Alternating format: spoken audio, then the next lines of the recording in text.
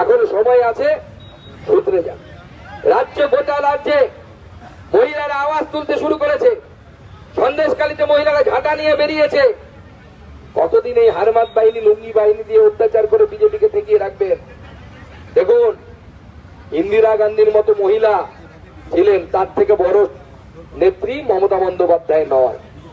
ইন্দিরা গান্ধী চেষ্টা করেছিলেন, জওয়াহরলাল নেহরু চেষ্টা করেছিলেন, রাজীব গান্ধী চেষ্টা করেছিলেন যে বিজেপি এবং বিজেপির আদর্শকে আটকে দেবেন। তারা পারেনি।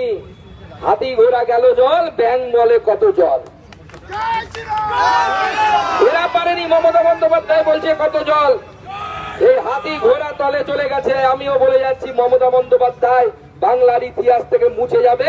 বাংলার ইতিহাসে মমতা বন্দ্যোপাধ্যায়ের নাম কালো নামে লেখা থাকবে, কালো অক্ষরে লেখা থাকবে। আজকের কথাটা আপনারা লিখে রাখবেন। সন্দেশখালীতে মহিলাদের উপর কি অত্যাচার হচ্ছে। মহিলারা নিজেরা বেরিয়ে এসে বলছে রাত্রি 12টার সময় পিঠে তৈরি করতে তৃণমূল পার্টি অফিসে নিয়ে যাওয়া হতো। আরে লজ্জা লাগে না?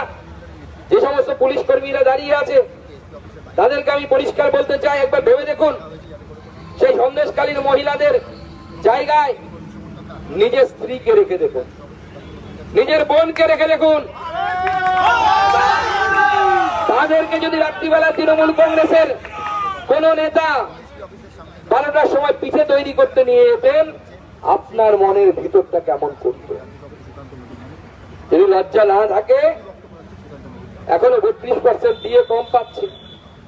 ছেড়ে দিন, টাকা পয়সা আসবে যাবে, কিন্তু নিজের আত্মসম্মান যদি না থাকে, মানুষ কোনোদিন বাঁচতে পারে না। আজকে এই কথাটা বারবার ভাববেন। সন্দেশখালী মহিলাদের সাথে যে ঘটনা ঘটেছিল, আমি তাই ভাবি যে আমার স্ত্রীর সাথে যদি সেই ঘটনা ঘটতো, আমি কি রিয়াক্ট করতাম? আমি যেভাবে রিয়াক্ট করার কথা, আমি সেইভাবেই রিয়াক্ট করেছি। পুলিশের গাড়ির উপরে উঠেছি, প্রয়োজনে 100 বার উঠবো।